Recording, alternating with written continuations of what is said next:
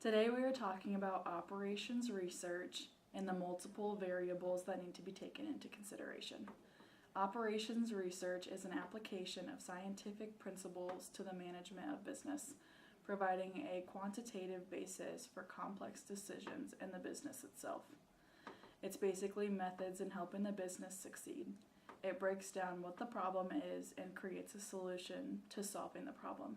Here's a video explaining operations research in-depthly. Operational research began in the First World War when science was introduced in order to improve on military operations. In February 1917, German U-boats intensified their assault on Britain's Atlantic supply line, sinking 1 in 10 ships sailing every month.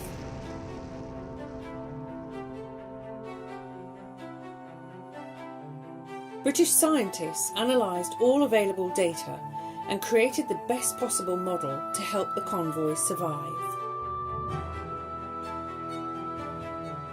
They were optimised for size, speed and timings for sailings.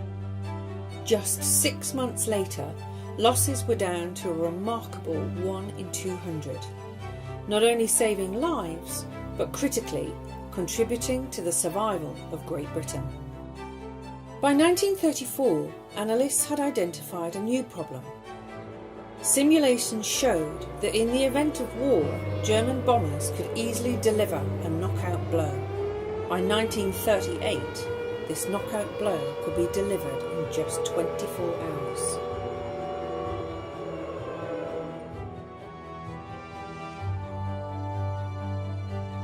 The British government asked a group of scientists to explore the feasibility of using radio waves to create a death ray which could shoot down or cook approaching bombers. Instead, scientists demonstrated how radio waves could detect and range aircraft, and radar was born. However, technology alone was not enough. Working in close partnership with RAF officers, the new team was able to combine scientific research with operational experience to create the greatest air defence system in the world. This groundbreaking approach was rapidly integrated to a network of both military and civilian defence assets. With operational research, it enabled the earliest possible detection and interception of enemy aircraft. By the Battle of Britain, radar had increased Fighter Command's defensive capability by a factor of 10, and operational research doubled this to a factor of 20.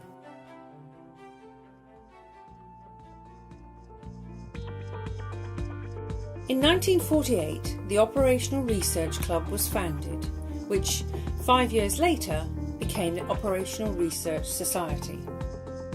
After the war, the scientists and officers involved in this pioneering approach found jobs in government, manufacturing, banking, health services, business, transport,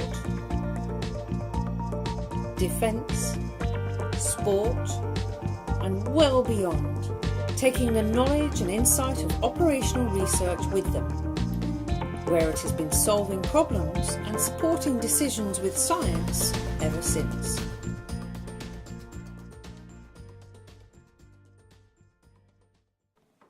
TransPower is a company that is working on finding new electric sources in New Zealand.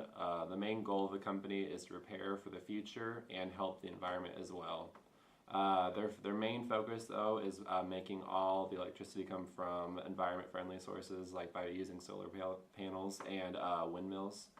And at the end of the day, TransPower is working on allowing consumers to have access to generation from a wide range of sources and enables competition in the wholesale electricity market. Our past shapes who we are. It shapes our future, and it's the foundation on which the next generation will continue building. Our tupuna, our ancestors, may have crossed oceans or skies for the promise of a better tomorrow. It's those paths that have brought us home to Aotearoa, New Zealand. And at Transpower, it's our path through time that has helped define our country. The intrepid spirit of a nation built its first transmission system to power a gold rush and a nation's economy. We harnessed rivers in the south to help power businesses and jobs across the country. We crossed mountains and streams to help farmers nourish a growing population.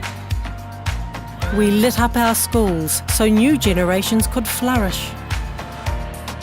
For every future made brighter, for every job we power in everything we do it for New Zealand. If we lead the way today, we can help fuel the innovation needed to ensure a resilient national grid tomorrow, capable of meeting the needs of our rapidly changing world, where change is the only certainty, and our ability to adapt and anticipate helps us do what's right for our communities and customers. A future we New Zealanders trust and rely upon us to lead growth and innovation to continue powering our country forward. So we stand together for New Zealand. Tu mai Aotearoa, we have clarity in our purpose. We know who we are, where we are going, and why we do what we do. We should be proud. We should be dedicated. We should be committed. For each other, for our whānau, for our communities, because we are, and always will be, for New Zealand.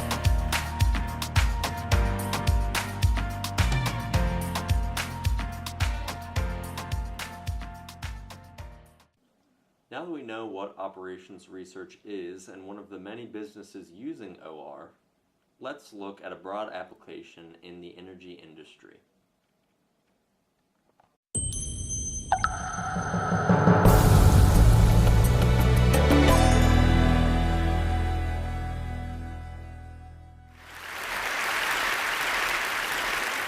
Have you heard the news? We're in a clean energy revolution. Where I live in Berkeley, California, it seems like every day I see a new roof with new solar panels going up, electric car in the driveway. Germany sometimes gets half its power from solar, and India is now committed to building 10 times more solar than we have in California by the year 2022. I mean, even nuclear seems to be making a comeback. Bill Gates is in China working with engineers. There's 40 different companies that are working together to try to race to build the first reactor that runs on waste, that can't melt down, and is cheaper than coal. And so you might start to ask, is this whole global warming problem going to be a lot easier to solve than anybody imagined? That was the question we wanted to know, and so my colleagues and I decided to take a deep dive into the data. We were a little skeptical of some parts of the clean energy revolution story, but what we found really surprised us. So the first thing is that clean energy has been increasing. This is electricity from clean energy sources over the last 20 years. But when you look at the percentage of global electricity from clean energy sources, it's actually been in decline from 36% to 31%. And if you care about climate change, you got to go in the opposite direction to 100% of our electricity from clean energy sources as quickly as possible. Now, you might wonder, come on, how much could 5 percentage points of global electricity be? Well, it turns out to be quite a bit. It's the equivalent of 60 nuclear plants the size of Diablo Canyon, California's last nuclear plant, or 900 solar farms the size of Topaz, which is one of the biggest solar farms in the world and certainly our biggest in California. Well, a big part of this is just simply that fossil fuels are increasing faster than clean energy. And that's understandable. There's just a lot of poor countries that are still using wood and dung and charcoal as their main source of energy, and they need modern fuels. But there's something else going on, which is that one of those clean energy sources in particular has actually been on the decline in absolute terms, not just relatively, and that's nuclear. You can see its generation has declined 7% over the last 10 years. Now, solar and wind have been making huge strides, and so you hear a lot of talk about how it doesn't really matter because solar and wind is going to make up the difference. But the data says something different. When you combine all the electricity from solar and wind, you see it actually barely makes up half of the decline from nuclear. Well, let's take a closer look in the United States. Over the last couple of years, really 2013, 2014, we prematurely retired 4 nuclear power plants. They were almost entirely replaced with fossil fuels. And so the consequence was that we wiped out almost as much clean energy electricity that we get from solar. And it's not unique to us. I mean, people think of California as a clean energy and climate leader, but when we looked at the data, what we found is that, in fact, California reduced emissions more slowly than the national average between 2000 and 2015. What about Germany? They're doing a lot of clean energy. But when you look at the data, German emissions have actually been going up since 2009, and there's really not anybody who's going to tell you that they're going to meet their climate commitments in 2020. The reason isn't hard to understand. Solar and wind provide power about 10 to 20% of the time, which means that when the sun's not shining, the wind's not blowing, you still need power for your hospitals, your homes, your cities, your factories. And while batteries have made some really cool improvements lately, the truth is that they're just never going to be as efficient as the electrical grid. Every time you put electricity into a battery and you take it out, you lose about 20 to 40% of the power. That's why when in California we try to deal with all of the solar we've brought online, we now get about 10% of our electricity from solar. When the sun goes down and people come home from work and turn on their air conditioners and their TV sets and every other appliance in the house, we need a lot of natural gas backup. So what we've been doing is stuffing a lot of natural gas into the side of a mountain. And that worked pretty well for a while, but then late last year it sprung a leak. This is Aliso Canyon, and so much methane gas was released, it was the equivalent of putting 500,000 cars on the road. It basically blew through all of our climate commitments for the year. Well, what about India? Sometimes you have to go places to really get the right data. So we traveled to India a few months ago. We met with all the top officials, solar, nuclear, the rest. And what they told us is they said, we're actually having more serious problems than both Germany and California. We don't have backup. We don't have all the natural gas. And that's just the start of it. We say we want to get to 100 gigawatts by 2022, but last year we did just 5, and the year before that we did 5. So let's just take a closer look at nuclear. The United Nations Intergovernmental Panel on Climate Change has looked at the carbon content of all these different fuels, and nuclear comes out really low. It's actually lower even than solar. And nuclear obviously provides a lot of power. 24 hours a day, 7 days a week. During a year, a single plant can provide power 92% of the time. And what's interesting is that when you look at countries that have deployed different kinds of clean energies, there's only a few that have done so at a pace consistent with dealing with the climate crisis. So nuclear seems like a pretty good option, but there's this big problem with it, which all of you, I'm sure, are aware of, which is that people really don't like it. There was a study, a survey done of people around the world, not just in the United States or Europe, about a year and a half ago, and what they found is that nuclear is actually one of the least popular forms of energy. Even oil is more popular than nuclear. And while nuclear kind of edges out coal, the thing is people don't really fear coal in the same way that they feared nuclear, which really operates on our unconscious. So what is it that we fear? I mean, there's really 3 things. There's the safety of the plants themselves, the fears that they're going to melt down and cause damage. There's the waste from them. And then there's the association with weapons. And I think, understandably, engineers look at those concerns and they want to look for technological fixes. I mean, that's why Bill Gates is in China developing advanced reactors. That's why 40 different entrepreneurs are working on this problem. And I myself have been very excited about it. We did a report, How to Make Nuclear Cheap. In particular, the thorium reactor shows a lot of promise. And so when the climate scientist James Hansen asked if I wanted to go to China with him and look at the Chinese advanced nuclear program, I jumped at the chance. We were there with MIT and UC Berkeley engineers. And I had in my mind that the Chinese would be able to do with nuclear what they did with so many other things. Just start to crank out small nuclear reactors on assembly lines. We could ship them up like iPhones or MacBooks and send them around the world. I would get one home in Berkeley. But what I found was somewhat different. The presentations were all very exciting and very promising. They have multiple reactors that they're working on.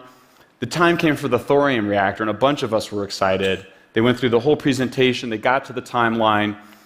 and they said, we're going to have a thorium molten salt reactor ready for sale to the world by 2040. And I was like, what? Looked at my colleagues, I was like, excuse me, can you guys speed that up a little bit?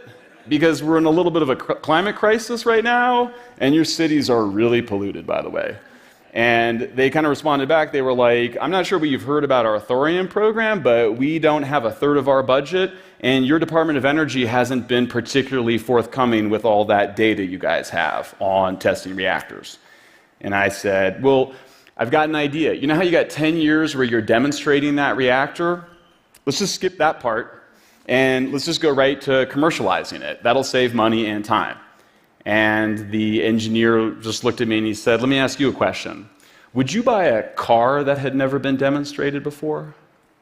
So what about the other reactors?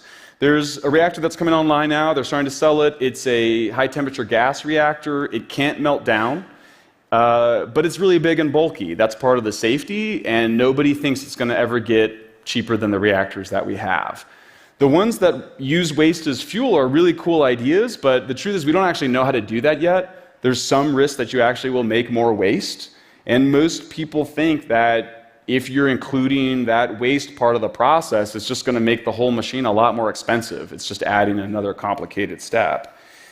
And the truth is that there's real questions about how much of that we're going to do. I mean, we went to India and asked about the nuclear program. The government said before Paris climate talks that they were going to do something like 30 new nuclear plants. But when we got there and we interviewed people and we even looked at the internal documents, they're now saying they're going to do about 5. And in most of the world, especially the rich world, they're not talking about building new reactors. We're actually talking about taking reactors down before their lifetimes are over. Germany's actually pressuring its neighbors to do that. I mentioned the United States. We could lose half of our reactors over the next 15 years, which would wipe out 40% of the emissions reductions we're supposed to get under the Clean Power Plan. And of course, in Japan, they took all their nuclear plants offline, replaced them with coal, natural gas, oil burning, and they're only expected to bring online about 1/3 to 2/3.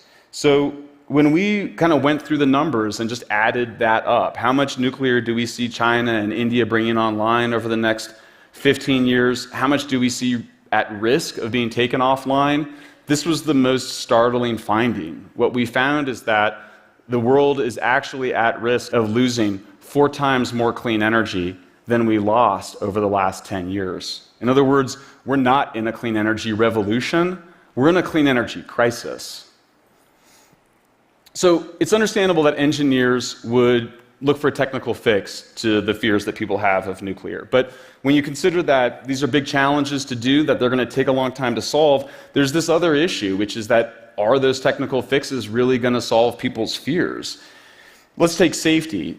You know, despite what people think, it's hard to figure out how to make nuclear power much safer. I mean, every medical journal that looks at it, this is the most recent study from the British journal Lancet, one of the most respected journals in the world, nuclear is the safest way to make reliable power. Everybody's scared of the accident. So you go look at the accident data, Fukushima, Chernobyl, World Health Organization finds the same thing. The vast majority of harm is caused by people panicking, and they're panicking because they're afraid. In other words, the harm that's caused isn't actually caused by the machines or the radiation. It's caused by our fears. And what about the waste? Everyone worries about the waste. Well, the interesting thing about the waste is how little of it there is. This is just from one plant. If you take all the nuclear waste we've ever made in the United States, put it on a football field, stacked it up, it would only reach 20 feet high. And people say it is poisoning people or doing something. It's not. It's just sitting there. It's just being monitored. There's not very much of it.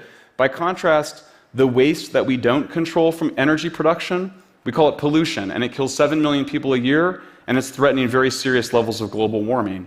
And the truth is that even if we get good at using that waste as fuel, there's always going to be some fuel left over, and that means there's always going to be those people that think it's a big problem for reasons that maybe don't have as much to do with the actual waste as we think.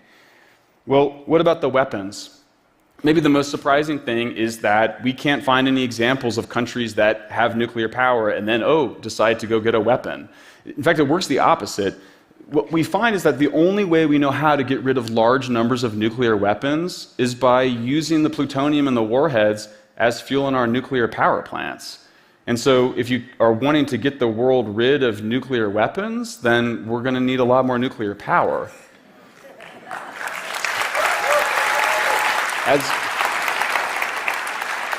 As I was leaving China, the engineer that brought Bill Gates there kind of pulled me aside and he said, you know, Michael, I appreciate your interest in all the different nuclear supply technologies, but there's this more basic issue, which is that there's just not enough global demand. I mean, we can crank out these machines on assembly lines. We do know how to make things cheap, but there's just not enough people that want them. And so let's do solar and wind and efficiency and conservation. Let's accelerate the advanced nuclear programs. I think we should triple the amount of money we're spending on it. But I just think the most important thing, if we're going to overcome the climate crisis, is to keep in mind that the cause of the clean energy crisis isn't from within our machines.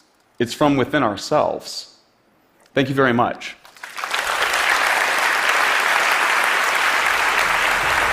Thank you.